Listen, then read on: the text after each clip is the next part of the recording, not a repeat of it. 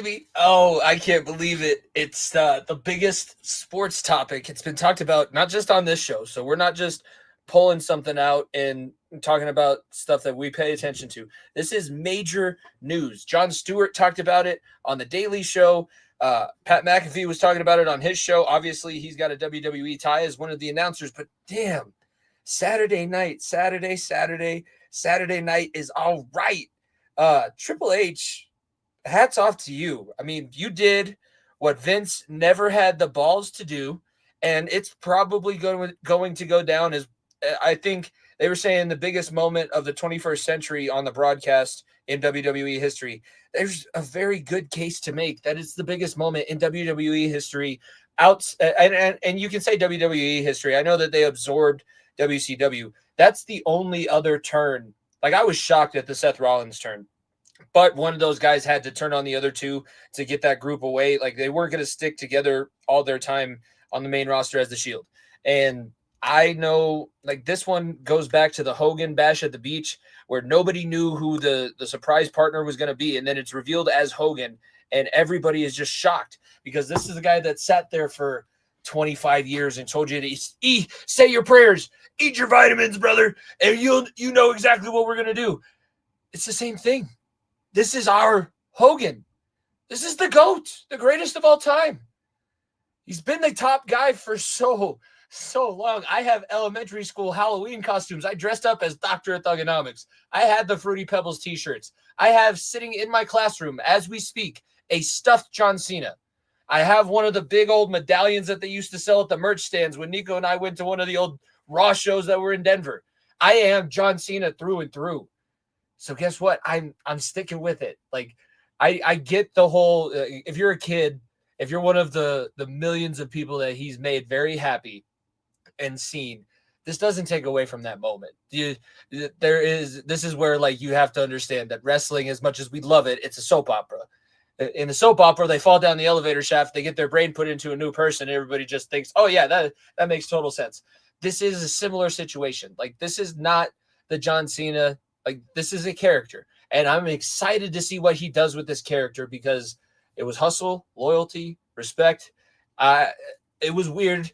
Like, obviously, I'm not going to sit here and say that I called the heel turn, but watching that moment where Rollins stomps Punk, it took away. Like, I had to go back and watch the replay to see the whole interaction between Rollins and Punk. But seeing John Cena have the look of surprise, and he did, like, it was subtle and it was quick, but he had almost like the same look that Edge used to get on his face when Big Show would come out and chokeslam the guy that he was losing to for the title and just jump on top of him for a pin. Like, Punk was out, and then he put the STF on him and he goes out completely and wins the Elimination Chamber, and it's already sitting there like, that wasn't really, like, that was kind of underhanded. I love it, and I wanted to see you win. Still isn't a singles win. We're still searching for one of those. But it was a moment where I was like, yes, John Cena broke through. And then the two, I still don't know what the two is. I guess we'll probably have that conversation on the show. I don't know if Nico knows any more than me. He had the three up walking out of the ramp. And then there's obviously, like, now Raw is interesting every week. SmackDown's going to be interesting every week. Seeing where all of these stories go. This is one of the best times that I can remember being a WWE fan. And the fact that we have this show now, you guys are going to enjoy. If you don't watch WWE, maybe you'll start checking it out because, as we said, this is kind of a sports dead period unless you really like end of season college basketball right before the conference tournament, and there's nothing going on in wrestling. No football yet. UFL doesn't start for another couple weeks. This is the time. WrestleMania is coming up. You already have a Peacock subscription to watch The Office and to watch Yellowstone. So tune in to some live events. If you have a Netflix account, tune in to some Raw. This is cinema, and it's storytelling, and it takes your mind off of things. It's one thing to take your mind out of every negative thing that's going on in your life. Episode 221 of the Far End of the Bench podcast. I'm Jimmy Pilato, and Nico will be back right after the intro. If you don't stay down and you never quit, come on over here and sit on the far end of the bench.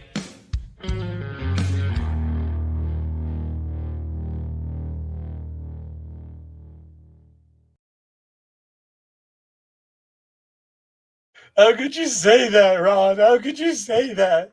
You big poop mouth. I'm getting. Mother, goddamn wrestling is back, and as the show that follows every other sport on this planet, outside baseball, obviously, wrestling is the biggest sport, the biggest sporting topic in the world, biggest reality show topic in the world, and I'm glad you were able to speak your piece because I told you before we started, like, I love Cena. Cena is my GOAT for a reason. I will follow him till the day I die. But I am not one of those people sitting there crying about his character. Oh, neither of us are. We want Cody Rhodes' soul on this podcast. We can't create merch because WWE copyright that shit so fast, like they do with all their stuff. But if we had a shirt that said "We want Cody's soul," we would make it. Yeah. Oh, it's. We're not lying. We both want Cody's soul on a damn pole, and John Cena is coming for his ass. That's all I'm gonna say.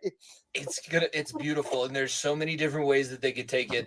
And the event overall, I think there wasn't really. I mean, the women's chamber match ended up being kind of compelling with the return that they had. But no, we'll get into talking about all of it. But John Cena is the main topic. The bald fraud, as the CM Punk 24 years, 22 years, 20, whatever. 22, 21 technically. Let me. I've had people try to explain this to me, and it's just so insane the way you're thinking about it. And like for those that are like a Marvel fans, like comic book fans, imagine at the end of Endgame where Iron Man has the Infinity Gauntlet, stares at Thanos, snaps his fingers, and the Avengers are all gone. That's what we have right now. John Cena, the ultimate good guy, the the hustle, loyalty, and respect, said, "Fuck this! I'm joining Hollywood Rock and join the bad side." Like it is. And for our few female listeners, this is Taylor Swift going to accept an award from Sabrina Carpenter and then spitting in Sabrina Carpenter's face and making out with Kanye West. Yes, because they hated each other. That was the biggest rivalry for 2 years in wrestling. They hated each other. It's Jimmy. Going back to a year ago, Cena and Rock stared at each other in the middle of the mat while I was there, and Cena was like, and Rock music kids said, "Get the fuck out of my ring!" Literally less than 12 months ago. Yeah, exactly. Fucking chills. Do your bullshit. Look. You and I love wrestling. We get so much shit for loving wrestling. That's just the way it goes. And look, there were some tough times. We're not gonna lie.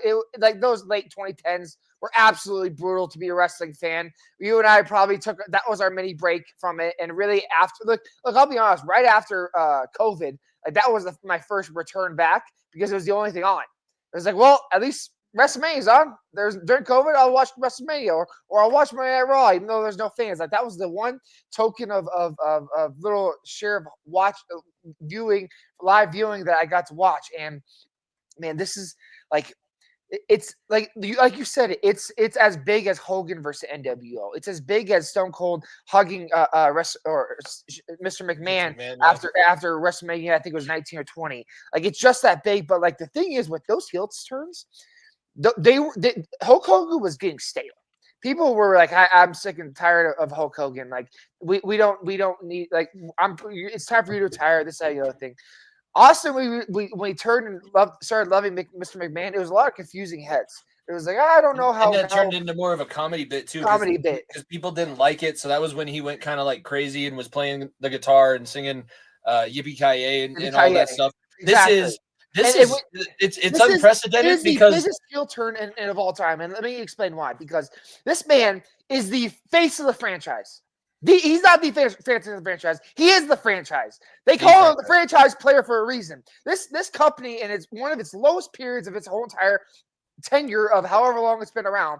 John Cena was the man that showed up every single week, wrestled every single pay-per-view, was at every Monday Night Raw and SmackDown. He was just the man, basically, and everything ran through this man, plain and simple. Like only a handful of times in WrestleMania history has a main event ever been between a non-title championship opportunity. And Cena has, I believe, 2 or 3 of those. With obviously Bray Wyatt during COVID, he had the Rock the first time. Like he is that much of an entertainer, that big of a guy. And for 20 years, we always teased it, right? He had that interview with Chris Van Fleet last year where he came out and said, well, we almost got there with the first Rock. when he was chasing after Rock the first time, and there was a good shot. If they didn't make Brock break the streak, that would have been another good chance to turn him heel and have John Cena like we've been saying. This is monumental because he's been on the good side for so long. Jimmy, in the entire history of Make-A-Wish, there is no one that has half of the amount of wishes he's granted. Yeah, he has more than double the next highest person. I think that's where. Yeah, no, and I loved him, and I got to. We still love him. It feels like I know him because he was. Talk about giving your life up. Like his first marriage gone. He had that relationship with Nikki Bella. He's now remarried, but like he gave his life to this company. He has no kids. He took care of his family, made himself the biggest WWE superstar, did everything that, I don't know how many times you wrestled your dad for the title belt, but my brothers and I wrestled for the Intercontinental title, and we'd try and challenge my dad. Like every kid on the living room floor, as you're watching during the commercials, has their own matches or wrestles their pillow or does these things, has these illusions of grandeur, and he was able to complete them all. So then everything. It's like, and now he's finally getting to play out that other side. He was heel when he was a rapper, when he was a Doctor of Thugonomics initially. And for those that are sickos like me that have watched Total Divas, he was a heel during that show because, my God, he was the biggest asshole that Nikki Bella ever. I would never want to. Dude, you don't want to date John Cena? Nobody wants to date John Cena. Nobody wants to date John Cena. John Cena doesn't want to date John Cena, okay? Like if you watch John Cena, and I hate comparing it to the two because that show was one of the worst trash reality shows of all time. But if you watch him, how he treated Nikki Bella, yes, that is another wrestler. For those that don't know, another wrestler. They had a reality show around I think it was 5 or 6 wrestlers, women's wrestlers, and their dating lives. Well, Nikki Bella was dating Cena, and he basically gave her hate for making him dinner and spending time together. And he was like, "We're not going out to eat." And we're not doing it. That's what I'm expecting. And for those that didn't watch, what was the other one? Trainwreck? Is that the one with Trainwreck's a good? I love that movie. I will suck you off, or to the person. I will fuck you. I will enter you. I will enter you, and that's so he is. It was very Mark Wahlberg. Mark Wahlberg's 150 pounds. I'm 250 lean. When I wrote the GOAT retirement tour blog, what was it, a month ago now, maybe 2 months ago now, I laid out what the possibilities were, right? Obviously, going after 17 is an opportunity. Well, maybe he wants a triple crown against the Intercontinental Championship. Well, maybe he faces Randy Orton in the main event. What about Gunther? What about CM Punk? I didn't even consider the option of him kicking Cody Rhodes to the nuts and creating the biggest WrestleMania event of all time. 1 year after, arguably, I still think the greatest WrestleMania main event of all time too, last year, with everything that went into the main event last year, which he was on Cody Rhodes' side, by the way. We are entering a stratosphere of the unknown. I think that just makes it so much fun. It makes it so much fun. I know people hate on Triple H for the way he books the women or the way he books certain things. If this doesn't show you let Papa H cook, I don't know what does. Because look, if you didn't know, for those that aren't on the dirt sheets like Jimmy and I, the results, quote unquote results, Elimination Chamber were revealed, right? They were revealed. It said Drew McIntyre won the Elimination Chamber. Liv Morgan won the. It basically said everything wrong. That's why you shouldn't be on the dirt sheets, by the way. And everyone's like, "Well, this chamber is going to suck," and this, that, and the other thing. And people saw that Cena Cody and Rock were going to close the night. They were like, "Why are we doing this? What does that mean for anything? This has got to be an earth-shattering moment." Well, it was the earth-shattering moment because I have never been so happy after seeing him win a match and then being like, "Oh, this is gonna be fun. This is gonna be exciting. How are they gonna spin this? Is Cody what is I had no in the back of my mind, I wouldn't even consider Cena being the guy to sell his soul. I thought maybe Punk would be the guy to be a triple threat, or I thought something else would happen. I never even considered this man saying, "F off, and this is my city now, and I run this town," and the Hollywood Nightmares, as they're calling them together, are going to ransack on this whole entire WWE. And I have a question, and I think I speak for the group. Why was Travis Scott there? Well, what I saw. I think you've seen the same video I have, but I think the general person that sees that picture is like The Rock, got it, WWE superstar, Hall of Famer. John Cena, got it, WWE superstar, future Hall of Famer. Travis Scott.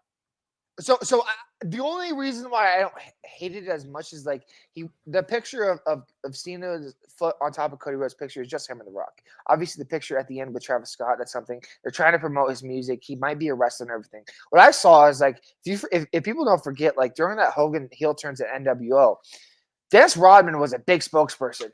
He was there every night. So like I'm not saying Travis Scott's gonna be Dennis Rodman by any means and be running Ranshock with this, but this is a Hollywood bad guys as they're trying to put them up like we're bigger than you, we're better than you, and you have to follow us kind of thing. Travis Scott kind of feels in that.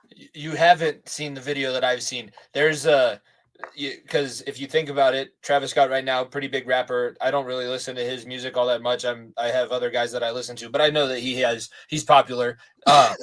Bad Bunny had the match against Damian Priest, so there could be a situation. I don't know.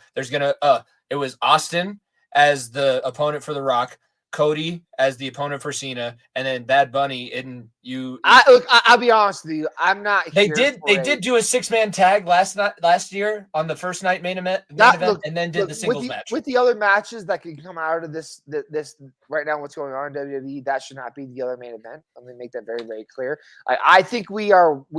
I did enjoy what Bad Bunny did. I did enjoy. If we are doing a celebrity versus celebrity, one of those two guys, Bad Bunny / Travis Scott, need to be a consistent wrestler because one of those two have to carry the match. If you look at that Damian Priest match, Damian Priest carried that match. You look at the match previously when Logan Paul was first entering, he learned the ropes from Stephen Amell, Green Arrow. Stephen Amell with Cody Rhodes.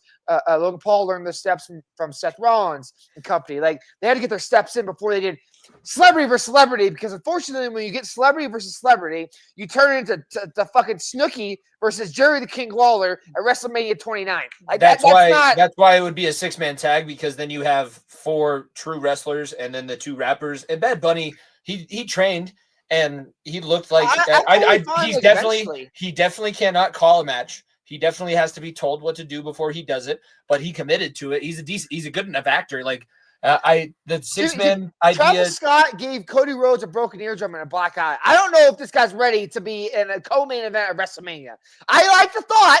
The bullets are real. I like the thought, but maybe it's just group on group. Maybe they're just the celebrity run-ins. It's not going to be a 6-man tag. They're the managers in the corner. Yeah. They're the managers. When you're playing SmackDown versus Raw, and you're like, yeah, sure. Why not? Well, let's have Boogeyman come out with Trish Stratus. Trish Stratus, exactly. Yeah, that's the manager's side. Speaking of Trish Stratus, she made an appearance. Yeah, I could not care less for that match. I'm happy. No, I think the only thing that we really need to focus on, I want to talk about the Kevin Owens match because we got another return out of that one. But that was, I'm not really like a big hardcore. I don't like the gory wrestling. I'm not an EC dub guy. The death match kind of stuff, yeah. Yeah, no, it's just like it's disgusting because I know it's already difficult enough for you to willingly throw your body on the floor and then get back up and then willingly do it again. Doing that again through a light or like through glass, yeah, no, thank you. There's a different side of wrestling to that, but I will say. This match, I think, was very, very different. It was hard. No, it reminded me of remember when HBK came back? When HBK came back from his back injury against Triple H and they had their unsanctioned street fight match. That was what it reminded me of. And it was a hardcore match, exactly. It was a hardcore match without like the goriness, right? It was without the goriness. But nobody got busted open by it, and they did moves that. I was cringing. It hurt. Like I didn't want to see it. Yeah, Stop dumping him on his head. But you bet your ass when Mr. RKO lined up for the punt, I was like, punt his head off, kick it through the fucking third row. I've never cheered for this before. I'm like, fucking kick it through the fucking through the roof there in the fucking Toronto. I was like, punt his fucking head off. I want to see his beard on the ceiling. That's how hard I want you to kick him in the face right now. The storyline of Orton versus Kevin Owens, it's going to cook so hard. And those, like I said, Kevin Owens Owens is one of the best people on the mic as well. And Randy Orton's a legend himself. And if you give me those two in a street fight and have unsanctioned where Kevin Owens can do the pile driver and Randy Orton can kick his head off into the fifth row, it's going to be absolute cinema. I just had a idea. What if we see Orton versus Cena with the roles reversed, where Orton? Trust me, we can go down that rabbit hole. Do we want to go? Let's finish this card before we go down the rabbit hole of other options. There's a lot of fun options. There's a lot of fun options. I know. You and I over here like, yes, we're pulling over here. I needed to make sure that I said it so that when I say, what did I say 5 minutes ago? Exactly. We can both pull it back. We can dive into that because there's a lot of fun things we can make out of this. But let's get into the rest because I did enjoy the Women's Chamber. I think the Women's Chamber was very interesting. I'm very interested to see what they do with Bianca and going against Io because that's I think it's going to be a triple threat. That's more like what it's going to be. But people are thinking that Bianca was the reason that Jade Cargill was put through the glass. By the way, Bianca there's never been is like one of the faces of the women's wrestling, by the way. She is like one of the biggest baby faces in WWE and one of the biggest women's baby faces of all time. Like not John Cena levels yet, but she's pretty high up in terms of what she's done. And to have her be a bad girl, I know it sounds really bad, I know, but like be a heel in this situation, possibly, and Jade Cargill not even know and think it was Naomi this whole time. Oh boy, it could be very good storytelling. They're hiding quite a bit. They're paying like there was a time when it was just a true wrestling promo, and now you're getting a little bit more of it's more of like the soap opera overacting, but it's acting. It's drama. There's a story to be told, and as you go through, there was the story all throughout. That whip, like I've never seen hair be used like that.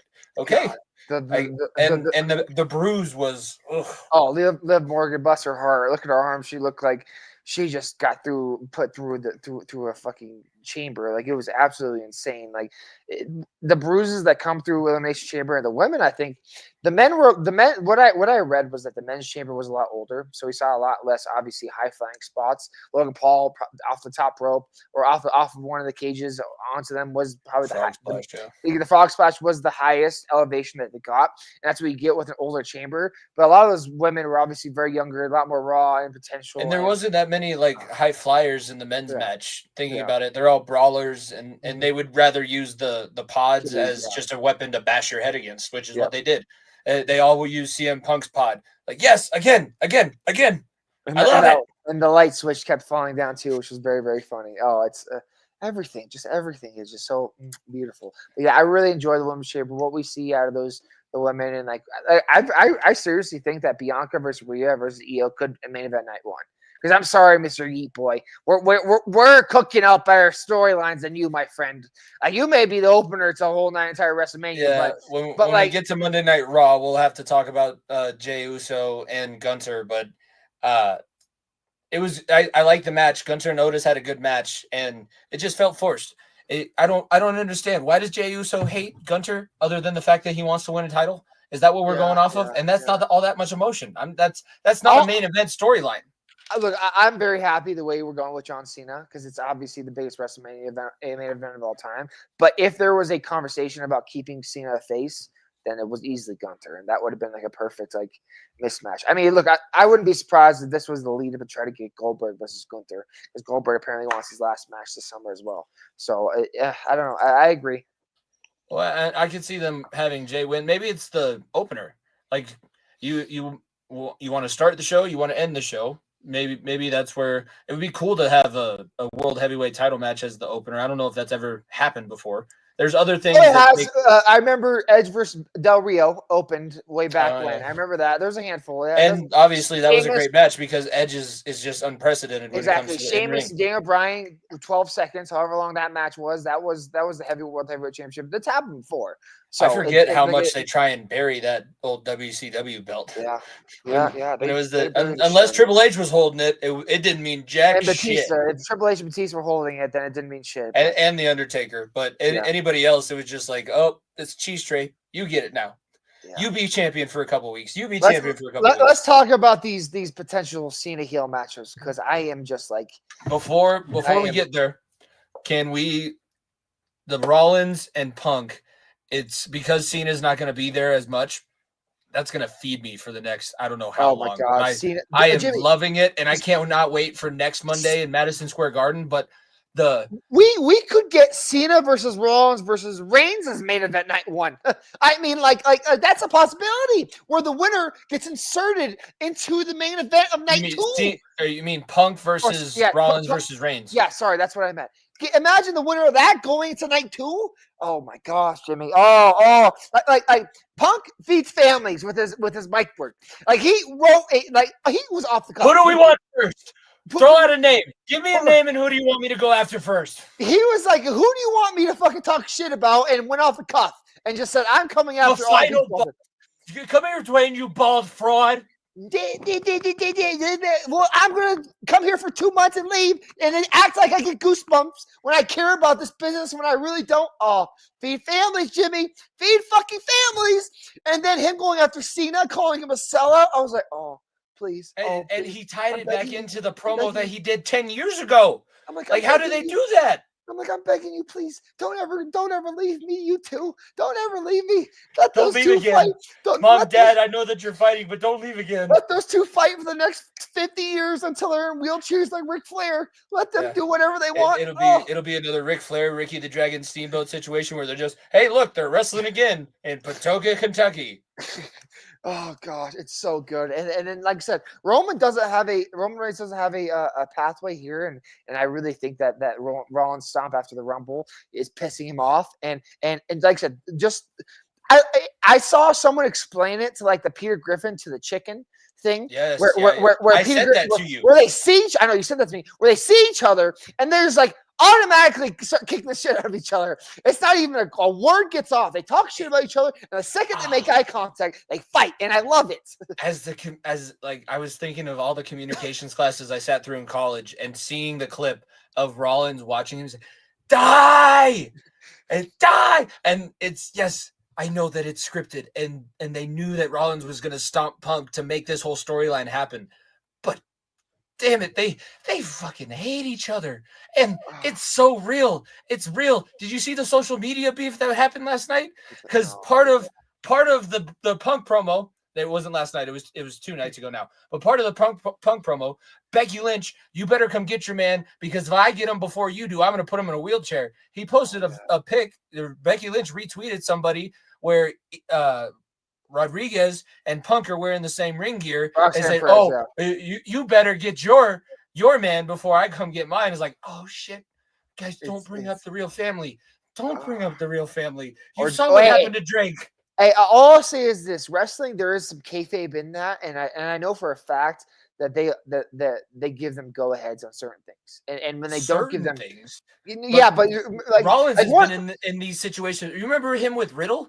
Like, let's talk about your wife and your family situation. Like, dude. But Riddle was also an asshole, and that's a little bit different. But half the reason why CM Punk left AEW, why all those fights happened backstage, because they talked about stuff they shouldn't have. So if anyone's going to do the same thing, I know CM Punk's not going to cross the line that shouldn't be, and that stuff was a line that he probably discussed when like, hey, can I say this? Can I work on this? Can I shoot this while we build this heat up? And they probably like, yeah, you better say that, because then every time I'm going to see you later on that night, I'm just going to want to beat your face in. Exactly. So look, that those three alone could have main event night 2 without a championship on it. Like that's how good of a storyline those three. There's a lot of guys like I would watch them wrestle without a championship. Just deep hatred, just absolute deep hatred. It's wonderful. No, I think the Cody thing. I texted Dom this. I said, I hope for your sake this is not their attempt at turning Cody back heel. Like see what Cena is able to get from The Rock, and then finally come to your senses. Because I could see The Rock going back on Cena. Like we said, they did not like each other for a very long time, even up until recently, as a year ago. They were not on the same side of things when it came to WrestleMania last year. I could see that being a situation. I could see the Randy Orton as a face versus John Cena as a heel. I would love to see that storyline reversed, because as I don't know about you, but I did not hate. I disliked Edge when he had his thing with John Cena. There was something different when Randy Orton was before we get into that, let me backtrack slightly here in a second. If you're a Cody Rhodes fan and you're upset with the booking, go dig a hole. because this man, first of all, comes back into the company, has a WrestleMania match, one-on-one match against Seth Rollins, which is thrown to the roof. And then the following 3 WrestleManias, he is the main event. He is the storyline walking into the show of the shows. The show This of is the going to make him a bigger champion. If he is able to withstand this push for 17, this will make him the biggest champion and the biggest face in the company. Exactly. So like, I get it that we're coming from Cody Rhodes' soul right now. That's just because we love Cena. But like, if you're a Cody Rhodes fan, you're not enjoying this. Exactly. If you're not enjoying the ride that Cody Rhodes is on, like, let's not sugarcoat it. Everyone was waiting to see what Cody was going to look like after WrestleMania last year. Is he stuck in the Bloodline storyline? It felt like there was a bunch of filler feuds, right? Yeah. AJ Styles at the beginning was good. It was great matches. Was okay. Logan Paul, no one thought he was going to lose to Logan Paul. Okay, you look at when he faced Gunther, that title didn't mean anything. Then you go into back in the Bloodline with Solo. Exactly, with Solo. Didn't really feel like he was going to lose that title. The only reason why that was big because of Roman. Then you go into Kevin Owens' story, which I feel like was starting to pick up heat now. Was really pick up heat could possibly lose. Then Kevin hasn't won a singles title in 8 years. Exactly, but still, Kevin was like this big bad guy. They were like, okay, maybe that's the first sign at a real threat. But ladies and gentlemen, there is one big massive fucking threat right now, and his Mr. You can't see him, okay? So this is the threat. This is the buildup we've been waiting for, and this is the shit that we love. And like I said, there's so many just unbelievable things that we didn't even think could be fucking possible. Like we were trying to logically think about a storyline for Cody Rhodes versus Randy Orton, right? Does Cody turn heel? Does Randy turn back heel? Like, how does that work out, right? That for the championship, how does that work out? Well, now we have the overall bad guy, the face of the company, that could step in and now face as a champion, face against Randy Orton as a champion with roles reversed. We could have CM Punk versus John Cena at Money in the Bank. Roles reversed. We could get Roman Reigns versus John Cena with The Rock, and that could be a double heel. Like I could sit there and hate both of them. With The Rock in John Cena's corner, bargaining him what to do. We could get that. We could and then that's how John Cena turns back. I think the full circle of life here. Look, I've heard people say that this may not. He's turning heel, and maybe the heel turn is like he's actually not retiring. He is retiring. Okay, that's not. I'd be very surprised unless he comes out. I think people need to remember WrestleMania is not the last day on his contract. It's true. It's the end of this calendar year. Yeah, exactly. He's gonna be. Which is kind of sad because Rumble, but maybe they make a big pay-per-view at the end of the year where the Rock and Cena make their own pay-per-view. Cena still needs to win at SummerSlam. I need to see Cena win at the biggest party of the summer. There's so many opportunities, so many vast things that like we didn't even know were possible. That as a wrestling fan, I'm thinking of these next 9 months, and I'm like, God, I could like Cena has like 37 appearances I saw left. That's a lot of appearances. Like that's like every other Monday Night Raw for the rest of the year, and like every pay-per-view. That's a lot of appearances. Like it doesn't be like, well, and if things are going well, he might show up a little bit more. Exactly. Like, and maybe he doesn't because that's the Hollywood side of him, and be like, well, I'm better than you, like The Rock, and doesn't show. Oh, just everything, Jimmy. It just. Oh, I could not paint a better picture. I really could not. Like if you try to sell me Cody Rhodes versus John Cena, babyface versus babyface, I'd be like, it's cool. If he gets 17, I'm so excited. It's going to be fun. But to get heel John Cena with The Rock against the face of the company, oh my God! You put the fucking sock on the door. Oh my goodness! It's beautiful. It's cinema. Yeah. We're going to wrap up this segment, and I know that the sports are going to come back up, or sports entertainment, excuse me, is going to come back up later on. So we will have more to discuss with that. Don't worry. We'll get talking about it more because your boy is trying to get there. Yeah. Again, is all I'm going to say. There's going to be another Stories from the Bench. I wrote a blog about John Cena. I backed up his heel turn because he's been – if you want to talk about a guy – on him. Exactly. He's never put in the work. He hasn't won in like 3 years. He's been putting everybody over. He tried to put Theory over. He put He did at the end try and Solo, put Bray over. He over. put Solo over. He's been losing for years, and he AJ finally Styles stood up over, and said, I have the political pull in this company to say I'm not losing. Yeah, I'm not losing. Yeah, Fuck you. Fuck you. I'm not losing. He deserves every single little thing of joy that we get. And like and like I said, I'll go back into the promo slightly here in a second. It's like Cody Rhodes, it was a great promo. It was like you get a truck, you line it all up. Like when we were contemplating like who was it going to be, who's he going to take his solo? If it's not Cody, whose solo is it going to be? Because I don't think anyone really believed it was Cody's solo he's going to take. Like everyone believed for the most part it was going to be Cody that was the guy facing against the Rock. That's where all things turn around. People thought it'd be Punk, wasn't the favor. Maybe it's Drew, or maybe it's Logan Paul, maybe it's Orton, or maybe it's like it could be Roman Reigns again. LA Knight was on a list. LA Knight's on a list to join them since the LA ties, and he's a little bit older. Just kayfabe wise, he's an older gentleman. That's pushing it. I need to see a little more from LA Knight before he gets set in the maybe he's because they don't really have much for Braun going on except for beating up the Judgment Day every week. Maybe LA Knight and Braun get into something. I don't know. I've heard LA Knight with the United States Championship is a possibility. And then you have a 6-man ladder match for the IC or for the US title, and then you have a 4-way with Sheamus, Kaiser, and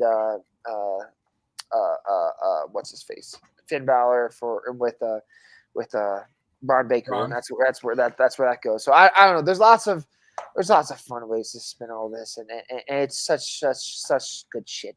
Like.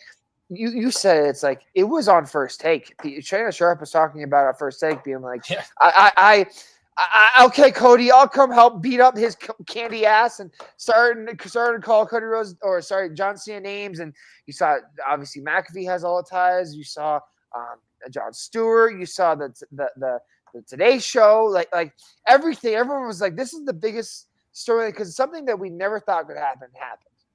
And that's the fun part of wrestling. It's like right when you think they've done it all, they hit you with another thing. You son of a bitch, I'm back in. And they're just retelling storylines because, like I said, this is very similar to Hulk Hogan. This is similar to a lot of things. I want to wrap up this segment.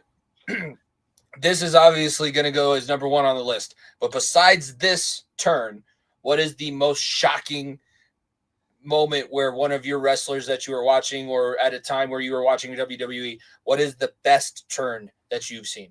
Well, the most shocking by far was the streak being broken. And that's not even a question. Like the streak being broken.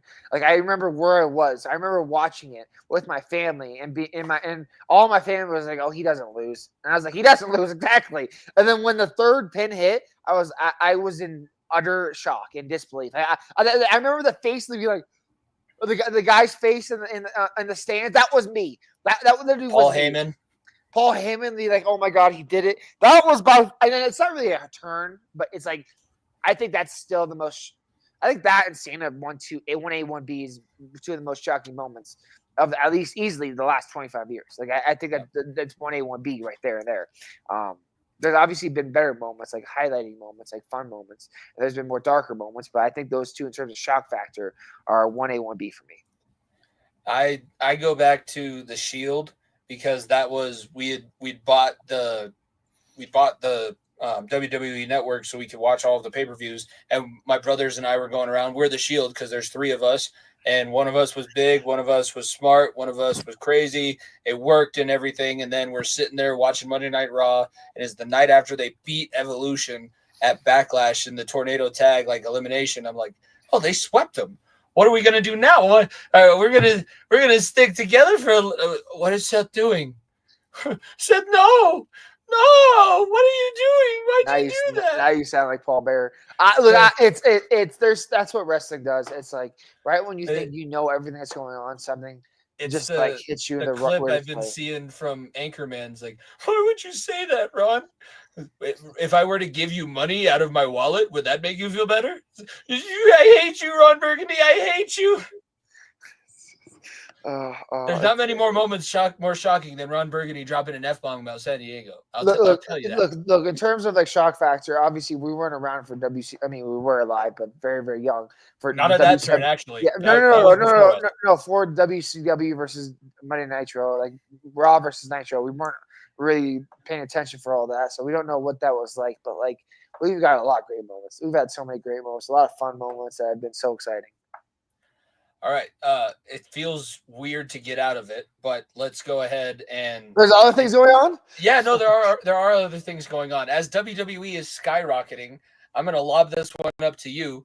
And has there been a worse season than the Dallas Mavericks this year? Because now it's gone from really bad to absolute. How can it get worse? Oh my God. Kyrie's out for the rest of the season. He tore his ACL, made his free throws afterwards. AD is being consulted on whether or not he should come back. And you traded Luka Doncic earlier this season. Like your GM has to go to and from games with security detail. Is there a worse season than the Mavericks this year? Drew, I don't think there has been a bigger heel turn in sports history than what Nico Harrison just abominated that entire franchise. Like I saw a funny TikTok where a guy was saying, Mavs fans that were in a coma for a month. Like, oh, how are my Mavs doing? Like February 1st, by the way, was when this trade happened. Yeah. On January 31st, the Mavericks had Luka Doncic, Kyrie Irving, Daniel Gafford, PJ Washington, Klay Thompson, all healthy. That starting lineup, by the way, didn't lose a game when they started as a starting unit. They didn't lose a game all season. They were, I believe, the 6th seed, maybe the 5th seed, right around there, January 31st. And since then, you obviously make the trade. And Mavs fans that were in that coma, oh, you got Anthony Davis. Wait a second. We got Anthony Davis. What did we give up? Luka Doncic? What? I'm sorry. What? You did what? I was like, oh, yeah. And also, Daniel Gafford is injured for the next couple months. I'm like, oh, okay. Well, at least Anthony Davis is healthy. Nope. He hasn't played. He played 31 minutes. He played 31 minutes, so he's been out for a month. It was okay. Well, hey, Kyrie can help us. The say, nope, he just tore his ACL, so now he won't be in. Okay, well, you know what? At least like if the team's bad, can I go back into my coma? Hold on. I was like, well, at least if the team's bad, at least the tickets would be cheaper. Nope, Dallas Mavericks have upgraded the prices by 8% and said we're going to up the prices because I know you love this team so much. They're like, can I go back, please? Where's all that hate for Mark Cuban now, bitches? Oh, they would die for Mark Cuban right now to be back ahead of the charge. I look, if Mavericks, if I forgot who the owner's name is, but if that owner has any sense of dignity, you fire Nico Harrison before the season ends. Because if you want this fan base you need to tank the season, try to go get Cooper Flag, and try to hope that Kyrie and Anthony Davis can come back next year, and just hope for the best, right? Because you need to tell AD, and you need to just be like, hey, get to this point where you're back and heal and get better, and we'll go at it next year and try to go with KD in the offseason and try to do all this. And all they were doing was just like, it's just been the biggest downfall of a fan base. Like, there are opposing fan bases, Nuggets included, Thunder, Suns, being like, damn, I feel bad for these guys. It's almost to a point where, like, these guys are fun to play against. Like, how bad do you feel for Klay Thompson? We have Warrior friends that we see all the time. How bad do you feel for this man? Because he went to Dallas. I want to play with Kyrie and Luka. I feel really good about this team. This team was in the finals last year. Like we're a few games away from going back to the finals, maybe competing for a championship, beating Boston. I could be the difference. And now he's walking out there with a G League roster because of all the injuries, being like, so this is what I left Golden State for. This, right? All of this, like, this is it's beautiful, isn't it? It's a whole new world. It's insane. It's insane. It's not like we need to kick Mavericks fans anymore. Luka was our thumbnail, like almost back-to-back episodes. So we've said enough, but this is just like I said, I was hearing it on other shows being debated. I don't think that there's been a season as bad as this because they had the expectations. Returning Western Conference Finals appearance. Even if, because I heard this thrown out there too, even if Luka was injured for the rest of the season, you'd be like, okay, he's going to get healthy and then we're going to have him back next year. Now you're dealing with all of this other stuff and you don't have the one pillar that you've been leaning on for the last, I don't know, seven years. Do you know how much flame I got for calling Anthony Davis Kirk Cousins? Be like, Anthony Davis is a Hall of Famer, and he's so much. How many minutes has he played? 31. Exactly. Kirk Cousins has been injury prone for how long in his career? Every damn year. You're trading for a veteran that has 2 or 3 years left of quality play. And look, it's good quality play. I'm not calling Anthony Davis a bum because he's a good player when he plays. The man cannot stay on the court. And to throw into another wrench of all this, the Jason Kidd and Nico Harrison basically felt like they had to throw Anthony Davis in the ringer because he was injured before that trade, by the way. He was coming back from an injury, and they forced him back onto the court. Because they had to feel like they proved themselves. And it was a pretty exciting 30 minutes of Mavs fans. It was exciting. I was like, damn, this is fun. This is what this team could be. Fun, this, and the other thing. Well, then he gets injured and he's out for the next month. Right? And then you have to think to yourself, okay, well, you know what? Maybe Kyrie can help us here. And maybe when Anthony Davis returns, he can keep us afloat. But actually, you know what? Since this team sucks so bad because of all the injuries and the unplayable players we have on roster, Kyrie Irving, you're going to play 40 minutes a night at 32 years old. And then let's see what your legs hold up. It's like, it's dumb. And they traded Luka because he was fat. Remember?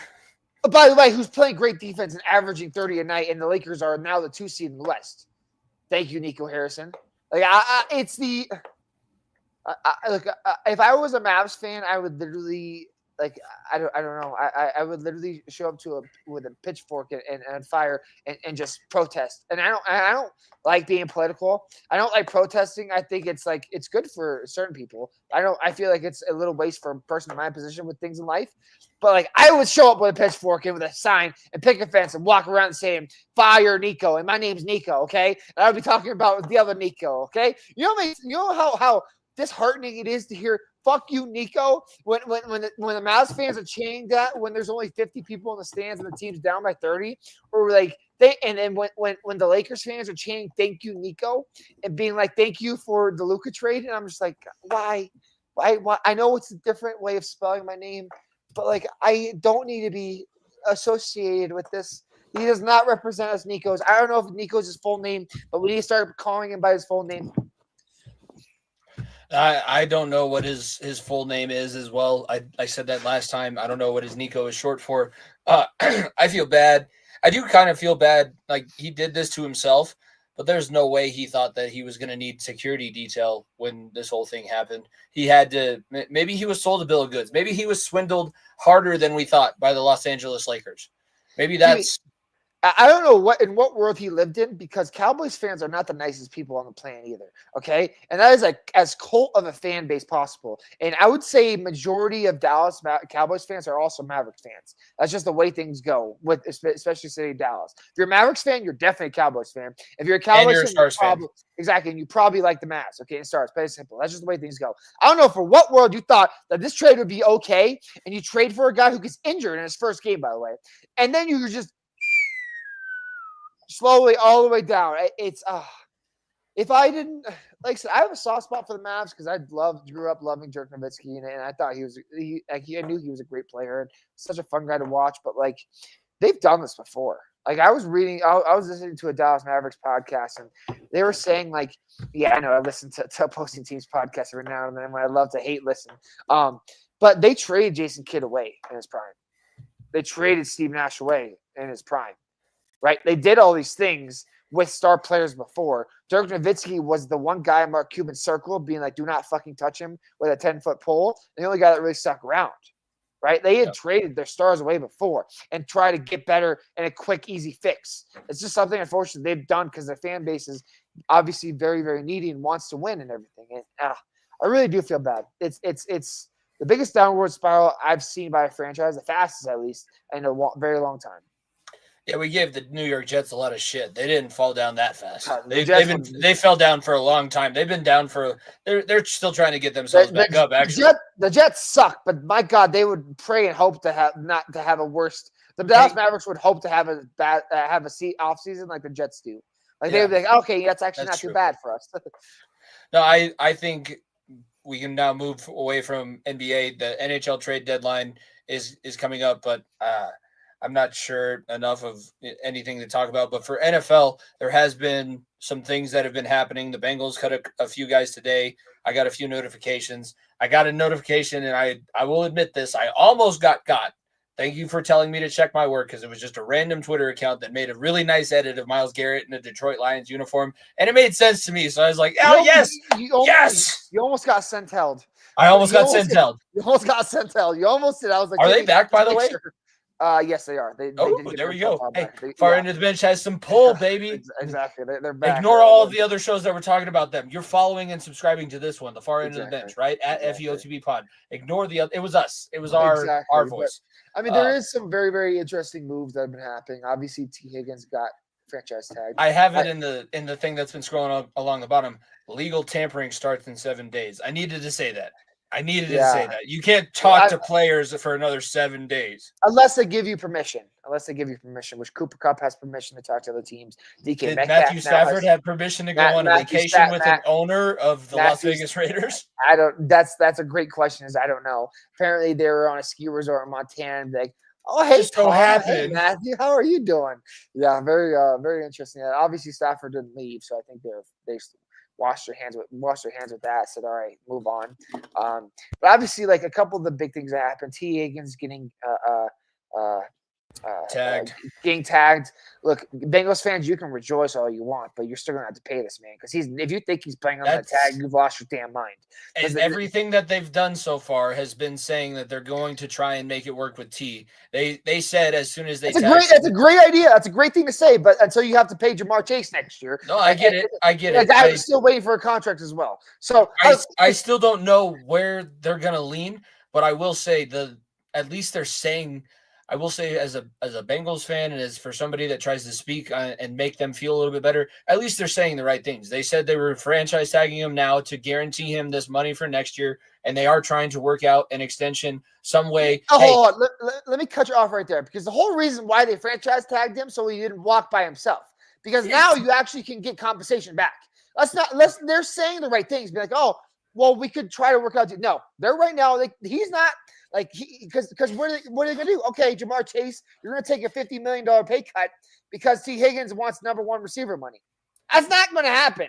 Unfortunately, I'm sorry. Unless you want your defense to be as bad as it was last year again. We already cut Sam Hubbard today, so I don't know. No, he retired. He retired. Hendrickson's a free agent next year. So I was going to say, I don't know if us getting rid of Sam Hubbard means that we're going to make a real run at Trey Hendrickson, or if we're going to try and fill it in other ways, or maybe use that money for the offense. I don't know. And you lost Alex Kappa, so you're losing offensive line. I know. He's a little bit. I will say, I love Kappa because he's a D2 guy, and we played against Humboldt where he went to college, and he was the D2 offensive lineman of the year for 2 years in a row. So he's a stud. I'm not saying anything like that. Former Super Bowl champion, giving him all of his credit. He was not him being there or him not being there is not going to make the Bengals offensive line look any different. So that's why he's now playing in Las Vegas. All I'm going to say is there's only so much money in the books, and we'll see if Mike Brown can pay up. But a couple other big news. Obviously, Myles Garrett is on the trade market, which almost gets you stuck because Detroit is the landing spot. DK Metcalf has been granted opportunity to seek other opportunities and see if he can find a trade partner. I believe Tyler Lockett. Tyler Lockett was released, which two guys that I think the Broncos could be in on as well. Cooper Kupp has been given an opportunity also to look elsewhere, find a trade partner for the Rams. Like I said, there's a lot of movement of going out. Apparently people are calling Shedeur Sanders a head case for whatever fucking reason. I don't know if they know anything about this kid, how humble he is compared to his dad, but the guy is very humble and very, very good, strong, nice man. And people are just trying to knock him down for whatever reason, so they don't feel bad when they pass up on him. Which, like I said, I hope he doesn't go to the Raiders, because I think he's going to succeed wherever he goes. Hopefully, it's not Cleveland, for love of God. I hope that it's maybe New York. I've been hearing New York's going to try and move up. I don't know who they're going to give I would hope New York. I hope to God he doesn't get stuck in Cleveland, because that's just – I don't think he'd get stuck in Cleveland. I think he would be in Tennessee. I think that the Titans are going to. So the Titans could be in on Cam Ward's thing. If they're not on Cam Ward, it could be Abdul Carter / Travis Hunter. So, and obviously Cleveland's the 2 pick before New York. So that's if New York likes Shedeur more, you got to trade up, I think. And we don't do much draft coverage content, but all the stuff that I've been seeing, like the social media videos that have been put out there, make Cam Ward seem like he's the better option and that he's been more successful. think about what Shedeur Sanders was able to accomplish at CU in 2 seasons compared to what Cam Ward. Yes, they had a good season. Cam Ward didn't qualify for his conference championship in the season that he was there, and they had every way to. They lost both games that they needed to win to be out of that situation. Shedeur Sanders took a team that won 1 game to a team that won 9 games. Yeah, in 2 years. Who's going to be able to turn around an NFL franchise faster just based on the track record so far? And blatantly be a better leader and maybe a guy that can be been there, done that, and knows. He's a pro. He's been a pro since he's like 16. And that's one thing about Shedeur and Travis Hunter is like they it's not like they haven't played in the limelight, right? They've had the bright lights on them since they've been in high school because of who they played with and who they played for. Like that's just the way things go. And you don't think that they're ready at the next level. I hope that, like I said, I think the ideal landing spots for both of them. I would love to see Shedeur in New York with the Giants, and I don't love to see it, but I think Travis Hunter would be a perfect fit in New England. I don't want either of those two stuck in fucking Cleveland. I think that's just a nightmare scenario. Tennessee, that may be a better situation than Cleveland, but that team is so ass. They're going to be bad for so many years. I think if Shedeur can get to New York with Malik Neighbors there, maybe a revamped defense, they could be better. And I think if you look at New England with Drake May, Travis Hunter would be a perfect fit there. And I think that would be very ideal for both those two. So I just hope, like I said, as a CU Buff fan, I hope they don't land in situations where it's just football hell. Last thing for this segment, and then we'll get into our top fives and our wrap-up segments. But as somebody who studied sports management, how do you get around tampering? Like, obviously, there's ways to do it. Go ahead and spill the secrets. How do you get around this tampering? You go to public NFL events. So, like, if you're a player, if you're an owner for a team, you have a player do it. It's like you go to Media Row, right? There's no way of stopping players from talking to each other. Zero way. There's absolutely zero way. Super Bowl week with Media Row, you go there, you have those players talk to each other. Well, what could this look like? Well, what could that look like? Like everybody's buddy at the fucking Pro Bowl. That's the only good use for it nowadays because of how shitty it is. Okay, but you don't think that people were talking there, right? Like that's how you tamper without tampering, quote unquote. Is like you go to the corporate events, and going this from a business standpoint, you go to the corporate events and just introduce yourself. As you like to say, it's like, oh, you bump elbows. Hey, would you like a drink? What are you drinking there? How you doing today? How's your family? How's the kids doing? Kind of thing, like without tampering and just making that connection. Like, oh, what? Like, shoot me a text. Like, let me know how the family's doing, or follow me on Twitter or Instagram or whatever, and Facebook. Or that's how you legally tamper with it without. Like I said, I love the story of Stafford and Brady finding each other on a ski lift, which I don't think is that probably wrong. But like with those, if you just see a guy, he happened to run into Sean McVay at a resort in Cancun before that trade went down. Oh, you don't think like Sean McVay, Sean Payton, and Bo Nix all were in like Hawaii together, hanging out? You don't think that was a little bit of tampering with Cooper Kupp? You don't think that was tampering? Like it happens. Just like, oh, hey, buddy, how you doing? Like it's just natural instinct. Like you and I cross each other's paths. Like I know we talk every day basically, but like if we like we're in school and cross each other's paths, we'll talk about random shit. That's just the way things go. It's like we're in a world where people are friendly to each other, and that's a very, very good thing. And you talk to each other on a daily basis about random things. You don't think those conversations will come up about your job? Right? Like if you and I go to one of the first things you talk about. Exactly. If you and I go to a basketball game together, or a football game together, we talk about the podcast, right? Without being on the show, we talk about it. That's just natural. It's like, oh, you're with a work person or a work buddy at a different event. It's just going to naturally come up. So that's like you can. There's ways of getting around it very easily, and that's why I hate the word tampering because like I think there's no physical way to stop it. Really, there's no physical way to stop it. I think you could be like, hey, ownership shouldn't be talking to my guys, but like players can talk back and forth. I think there's a way of. And you have to make sure Kirk Cousins doesn't say, "Oh yeah, they reached out to me back like 4 weeks ago." That too, yeah. Can't do that either. So there's ways of doing it. But. No, I think that's fair. I just wanted to throw that out there because now it's like what we used to say with college recruiting before NIL. Like you're getting a duffel bag dropped off in your locker room and you just can't say anything about it. That's legal tampering. Laser beam. Yeah. Is he sleeping? All right. I want you to explain. So we're going to go into our top 5. We're doing these until the playoffs start, and then we'll bring them back for the summer. You said, what was it last week? Top 5, top 5, top 5. Top 5 wrestlers, but I want you to explain it because you. So when I say I want you to phrase this differently. When I say wrestlers, I mean characters, like characters, versions of characters, right? Not just John Cena. I love John Cena. It's like the version of the characters, and you'll see what you mean. And I'll go through my top 5 first because you'll see what I mean when I go through these characters. You're like, okay, that makes sense because that's a different version than this version. So let's pull it up my top 5 right now. So at number 1. Very, very easy. Very, very simple. It's the Summer Punk CM Punk, otherwise known as Pipe Bomb CM Punk, number 1. For those who didn't know, Prime, one of the greatest wrestling matches of all time, in my opinion. One of the things that made me fall in love with wrestling was the Money in the Bank 2011 CM Punk promo when he faced John Cena and he was about to leave the company, quote unquote. Who knows if he actually was ever leaving, but he did for a little bit and came back. The Summer Punk Pipe Bomb CM Punk was the best person on the mic, got the most reaction out of anybody. It was just an absolute animal that no one wanted to mess with, especially when he was after his Nexus 2.0 run, where he was fighting Taker at WrestleMania the next year, where he was going after Orton, where he was doing all these things. It was right before he became a Paul Heyman guy, and exactly. That was where he had the over a year long 450 title run. Exactly, like the Pipe Bomb CM Punk, there was nothing, and I mean nothing like it. And number 2, that's a match rated 5 stars. The CM and one of the hardest games that I've ever played in WWE 2K12, where you have to go back through that whole storyline. I'm like, fuck, I can't. This is hard. This is very difficult. Pause. But CM Punk is, like I said, he's always been one of my favorite guys. And when I saw him come back, it was like a little kid in a candy store, and I enjoyed him so much. Number 2, this one's personal. American Badass bandana is coming out to rolling with Kid Rock music. That's Undertaker.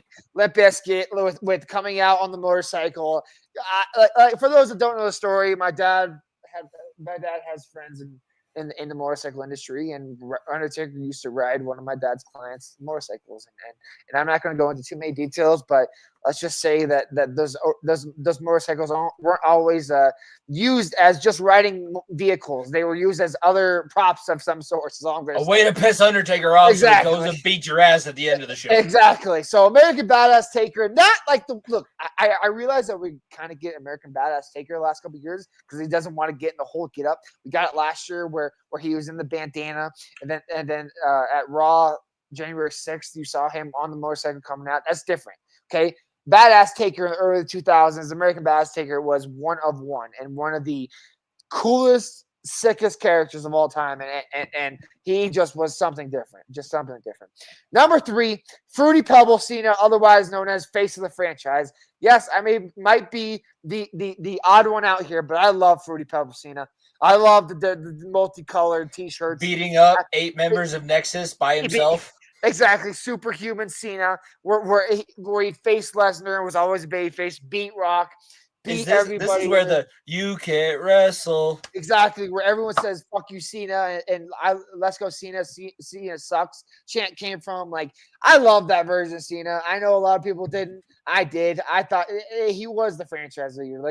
The franchise. I remember that WrestleMania where he had he drove out in the Porsche and shattered the glass, and then he ran out in between a bunch of just like a couple hundred kids dressed up as Cena, all going like this as he's walking down the ramp.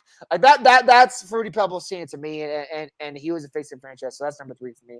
Number 4, have you acknowledged your tribal chief today? I just did. I know Jimmy just did. It is the greatest upgrade of a character of all time because the big dog, Yard House Dog, Roman Reigns was so unbelievably stale. Everyone was so sick of it. And then you turn Roman Reigns heel and you have Paul Heyman, the best mic worker from a manager standpoint in the history of wrestling. Roman so much better. And made him so much better, so much more intimidating. Roman can cut a fucking promo now, dude. There is nothing like the tribal chief, is all I'm going to say. Like, there's a reason why he is the cover of WWE 2K, and for the first time ever, he is the epicenter of everything wrestling right now. Every storyline that has happened the last 5 years since it happened in 2020, like almost every big storyline has circled around the globe. And he's main evented every single WrestleMania since you and I sat down in that old house that we don't even live in anymore. 12 WrestleManias. The only Yeah. WrestleMania he missed was a COVID WrestleMania because he had leukemia and he couldn't wrestle and didn't want to Well, be there. fuck, damn it. Exactly. That's the only one. Like he is the most remembered WrestleManias of all time. He will go down as one of the greatest of all time too. And this Tribal Chief character, it's one of one. It is absolutely one of one. And 5, my fifth one. It's not my favorite, but I had to throw it in there because it's such a unique character and such a fun character. But the Fiend Bray Wyatt. The Fiend Bray Wyatt. For those that weren't around for the Firefly Funhouse match between Bray Wyatt and John Cena, go back and watch that. If you want to see how John Cena could have became heel way back in the day, that is the perfect standpoint of where to look back on. But his character, the scariness of the Fiend, the match types, the overall character work. I could throw in Eater of Worlds, Bray Wyatt in there too. Like he was such a great character. And like I said, I don't think I would not list him as the top wrestlers of all time. When I think of characters, I specifically think of the Fiend and the way Bray Wyatt used him, and that's why I have to throw him on this list and give him that mention because, like I said, the Fiend character. If you weren't around for them, you don't know what you're missing because it was one of one. It's our version of The Undertaker because when The Undertaker was the initial dead man, everybody believed that he had supernatural powers. And I know that wrestling is fake. I'm not saying it's still real to me, damn it. I'm not that guy. But, like, there was something about Bray Wyatt. And he did, like, again, the same thing that we said with Punk. If Bray Wyatt were still around for this John Cena heel turn, my gosh. I would love to see The Fiend versus heel John Cena because then Bray would be able to say, like, I said all of this. You lied. You didn't say, you were playing a false narrative. You sold the people bullshit. Like, that would be the reason everything that got in the motion of Cena becoming heel started with Bray Wyatt. Like that, I know that sounds so weird. I was uncomfortable watching those matches. I was uncomfortable watching the steel cage match where the little kid ended up singing, "He's got the whole world in his," as like, I don't want to. This is freaky. As a guy that doesn't really like abnormal things either, like I don't know. I just love the way Bray Wyatt told stories, and like I said, all of my wrestlers, the characters that I picked, were all storytellers, and then that's like I said, I love the wrestling aspect. I love the high flying. I love all that. But I'm more the storytellers, and that's where all these my 5 came from. My top 5. Here's where I reveal something that makes me the biggest nerd, especially for wrestling on this show. Nico, I don't even know if you know this, but when we were seniors in high school, I reached out. There is a professional wrestling school, and it's like over off of Santa Fe, and in the Chatfield area. One of the old Chatfield wrestling coaches was like the lead coach of the professional wrestling school, and I did reach out and I did go on a visit. They were trying. They're professional wrestlers are the slimiest person that you'll meet, except for a used car salesman, because they were selling me hard. They're like, "Hey, have you ever gone to high school with a championship belt?" And I was like, "Fuck, no, I haven't. I haven't. I could give up this college thing, college football, whatever. I'll just go into pro wrestling." So this is, I don't know. I don't know if I should be happy that I just admitted that on the internet or sad, but yeah, we all wanted to be there at one point. I don't hate you for it. We all wanted to do that at one point. I was so close. And it was funny because we wrestled against Chatfield that wrestling season when we were still in high school at Cherry Creek, and there was one coach that had this long ponytail, and I was like, "Damn, that guy's big."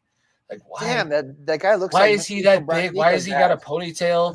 And then I turn on YouTube and it's Rocky Mountain Pro Wrestling. Is like, oh my god, that's that guy. All right, my characters of all time, the Doctor of Thugonomics, Cena. So Eddie Guerrero is like the first time that I really had an emotional reaction when he passed.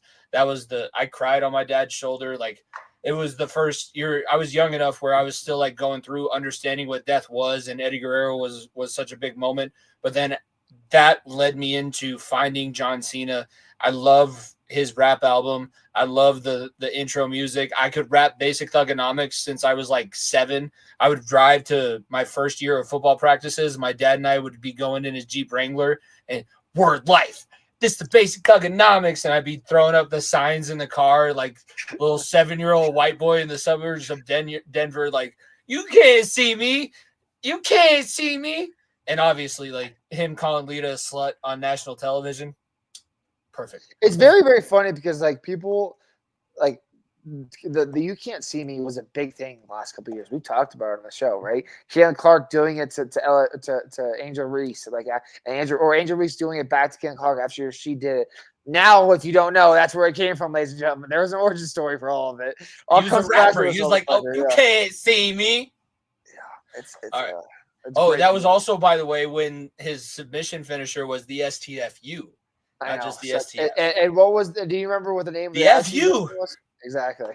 Not be. I would love for him to say it on his shoulders for the FU. I just imagine one on WrestleMania night or on Monday Night Raw on Netflix one of these days. It was like, I'm gonna hit you with a fuck you. It was like, I'm gonna hit you with Pat McAfee. Cena got Rhodes up on his shoulders for the fuck you. And they're like, and the old R-Truth slang comes in. I don't think that's PG. I don't even know if that's PG. I don't even know that's PG. Check on R-Truth, by the way. That man is going through it probably too right now. Now that I'm looking at it, none of my characters are from the PG era whatsoever. So you can tell exactly when I like wrestling and what I go back on and watch the documentaries. Intercontinental Champion Edge before he has his rivalry with Cena.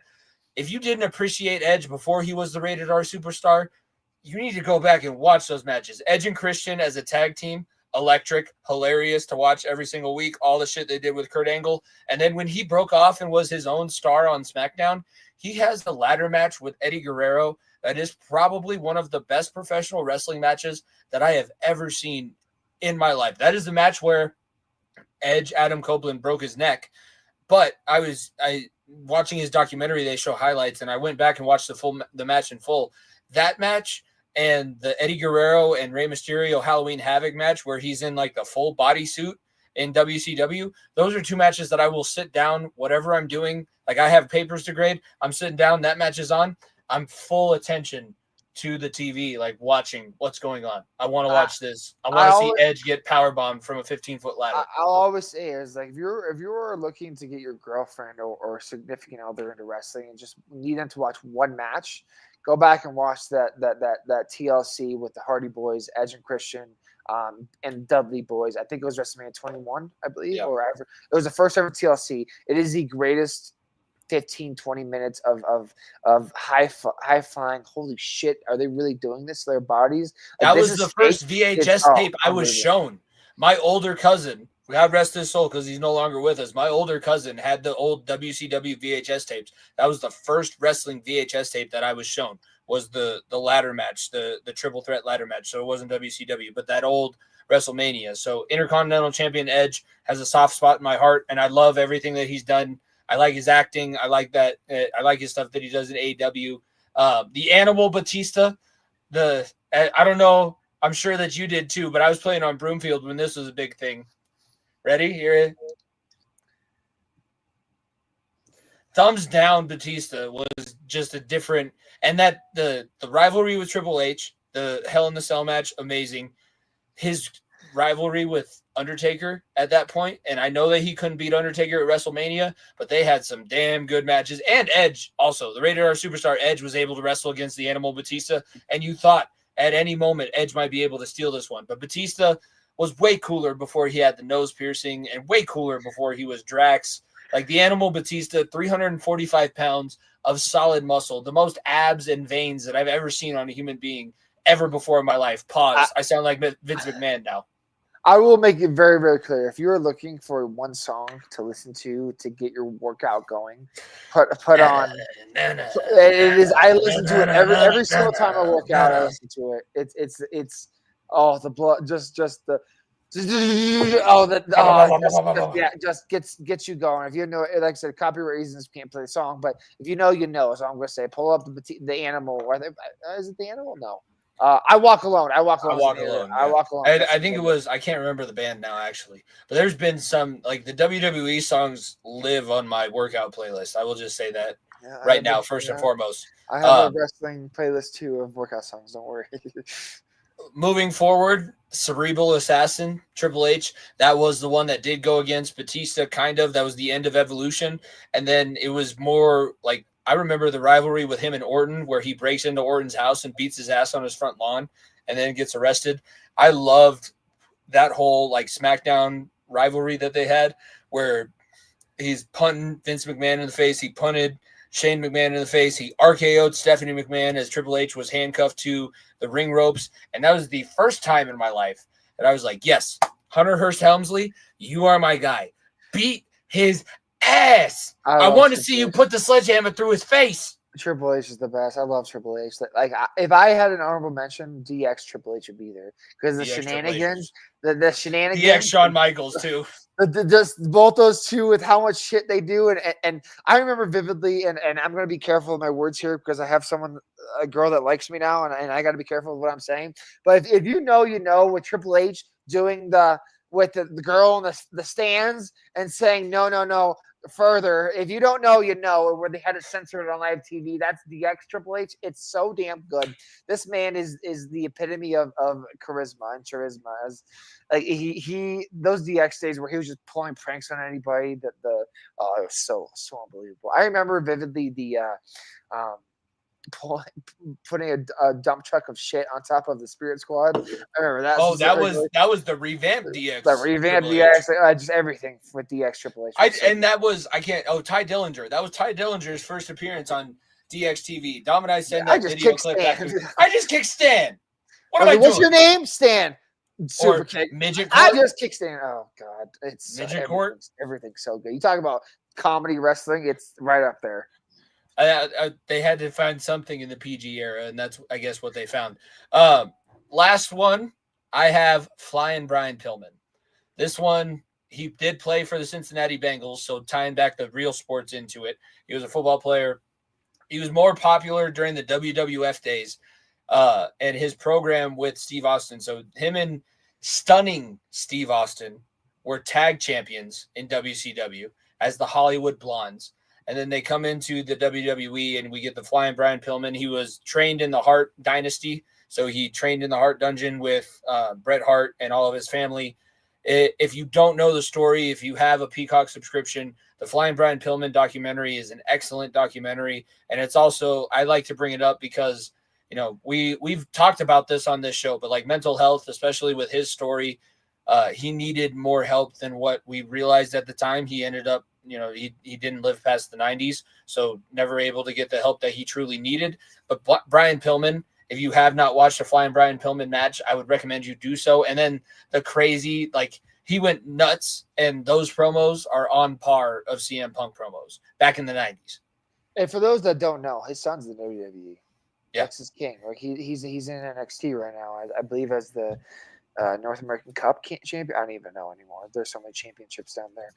So if you ever want a piece of Brian Pillman and see what a mini version of him, you can go watch Texas King on NXT. All right. I love the wrestler talk, and it's going to continue because now we're into play, player, and bench warmer of the week. We're going to start with play of the week, and I got mine pulled up here. I mentioned it already, and we won't get to see what I was talking about, but this is the moment where John Cena earns his win in the Elimination Chamber. And now I'm going to get off of this because it went to a random video. But the stomp and then the die. It's so good. It's so good. But it's not the nut kick heard around the world. My play of the week is the nut kick heard around the world. The Cry Me River, I understand it. Both those happened within a 10-minute span of each other. But the nut kick around the world, the biggest heel turn in the history of the sport. It's the dap up. It's the stare to Rock. Be like, the face is my favorite face in the world. It's so good. It's so good. It's so good. Then it's okay, buddy. The taps up and the boop. Beautiful. Absolutely beautiful. What do you think the two fingers means, Nico? I don't know what the two fingers means. I don't know. I'm not going to try to get sexual here, but I just think it's just he does that. I saw him do this too last year at WrestleMania. He did this part. I heard that he said that he did this at Bad Blood for a reason because of John Cena. I don't think this has to do with anything with two. I think it's maybe he did do it for a reason. I don't really know. They're both in superhero movies now. I've had the Shazam keychain for a while, and John Cena, not superhero movie, but superhero TV show. He's the Peacemaker. Like, superheroes love their Easter eggs. There has I know. there has to be some sort of explanation. I would agree, but I gotta think of like one person that would fit that mold, and it has to be a star player, like a main eventer that also has Hollywood ties. If I were to guess, and if I'm thinking off of things off Miz? the top, or I would not say Miz. Not a main eventer. McIntyre just had a movie where he just was in with Batista. I don't know. That's where I saw it from. Is like, you want to keep this Hollywood trio, it's got to be a main eventer and someone with as much pull as those two, which obviously it's very difficult to do. But like maybe it's Triple H and he's the one pulling the strings, and it's like another version of the corporation, and how Cody Rhodes has to knock down the champ, and this is Triple H getting back at him for everything that he did to him when he was during his AEW days. Maybe, I don't know. I'm just storytelling here. Let's move on to bench warmer of the week. I'll let you go first. We talked about that. It's the Dallas Mavs. I'm not going to sugarcoat it. Like I said, in the span of a month and a half, like literally a month, it's February 1st, Dallas Mavericks traded Luka Doncic for a player that played 30 minutes, and then proceeded to be injured for the next month or month and a half, 2 months. Then they raised the ticket prices by 8% to the fans that are already showing up with signs saying "Fire Nico" on it. And then Kyrie Irving injures himself, pushing him too hard because the rest of his team is not producing for him, and tears his ACL. Like I said, prayers up to Kyrie. I hope he gets back stronger because he's a fun player when he's healthy. He's a very, very fun player when he's healthy. So hopefully he can get back stronger and not have to deal with this bullshit that Nico Harrison is spewing, because it's absolutely – if you're a Dallas Mavs fan, if you know a Dallas Mavs fan, hug that person. They've been going through it. My bench warmer of the week, I'm going to start off with a question. Do you know the reason why Steve Smith is the bench? I have no idea. I figured it had something to do with the combine. I have no idea. I was like, it has nothing to do with the combine. That's the craziest thing. So this is why I bring this up. Steve Smith was publicly outed by the husband of a woman that he has been having an affair with within the team marching band for the Baltimore Ravens. Oh boy. The reason why you have not heard of any of this is because they also have the whole Justin Tucker situation that's going on. So Steve Smith is like, thank God that the whole Ravens fiasco is going on this offseason, because everybody thought about me for a day, and now I'm not being talked about anymore. Text messages were sent, like the things, like this man has a family of his own, and the things that he was sending to this other woman, honestly, at some points, I sent you another video, and I said I need to get the fuck off the internet. This was another one of those stories that I read, and I was like, yeah, I don't know if social media is probably not. I don't need to be on it for the rest of the day. Yeah, I didn't even know about that story. I don't think a lot of people know about this story, so I think Steve Smith is very happy no one knows that story too. Wow, that's crazy. That's crazy. All right, and let's end with the good stuff. I got player of the week. Player of the week for me. I am swallowing my pride. I'm maybe trying to throw a reverse jinx out there, but Rupe Hintz, since the All-Star break, the Four Nations break, 11 points in 5 games, 8 points in his last 2, 7 assists, and a goal as well. The Stars, I've heard Edmonton Oilers fans say the only team that they're really nervous about is the Dallas Stars in the Western Conference. And I think that the Stars' 2 Western Conference Finals appearances back-to-back, they seem primed and ready, and they didn't have many players playing in the Four Nations. I think Thomas Harley might have been the only one. So they're fresh and ready to go. They're a little bit concerning in my eyes.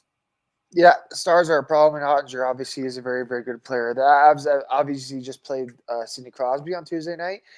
If for whatever reason the trade of the century happens by Friday, all signs are pointing to it not happening, unfortunately, which is very sad. But if it does happen, obviously we'll talk about it very, very heavy next week.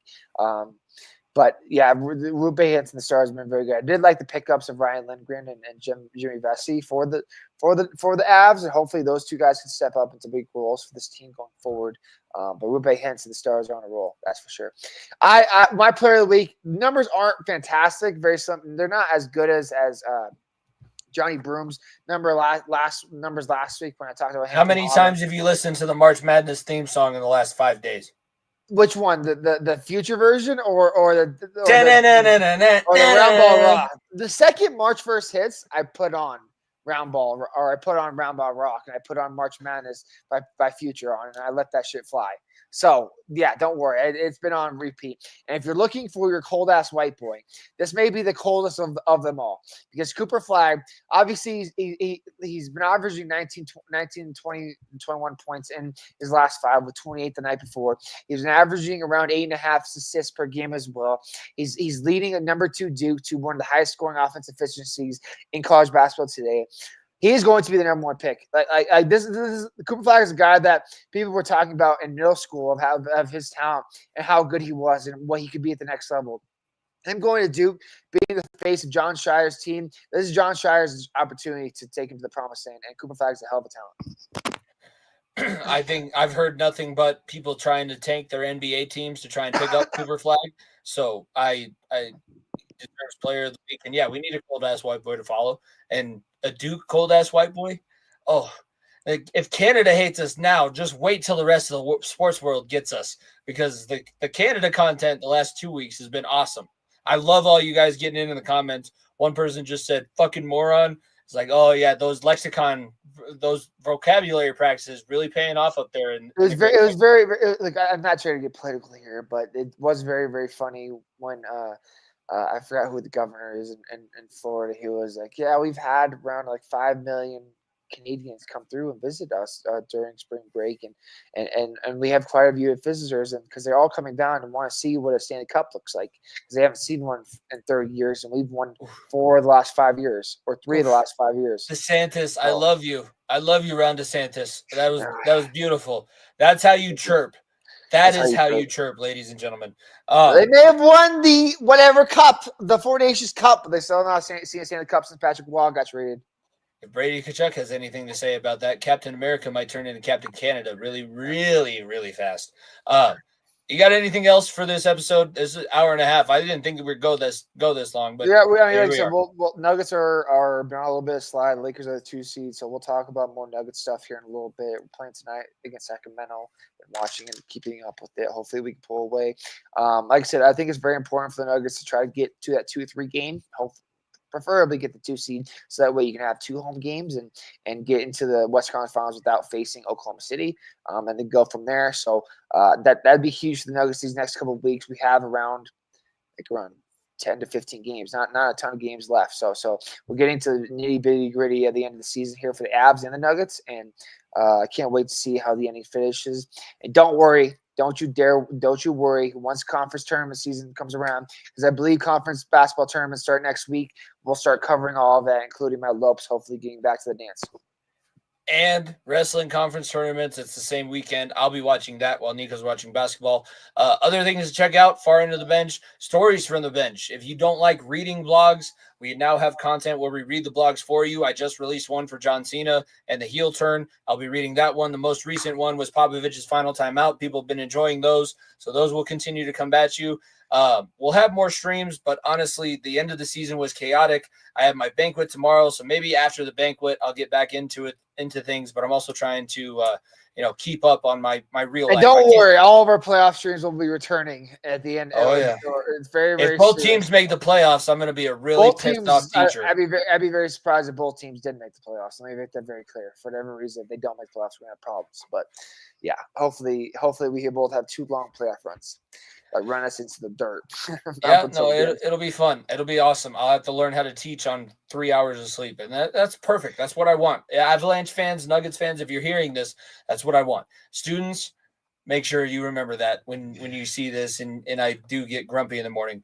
Episode 221 of the Far Into the Bench podcast. Make sure you follow at FEOTB Pod. Subscribe to the YouTube channel. Check out the website, feotbpod.org. Stories from the bench, everything like that. For myself, Jimmy Pilato, my co-host, Nico Bryant, we will see you guys next week. Peace.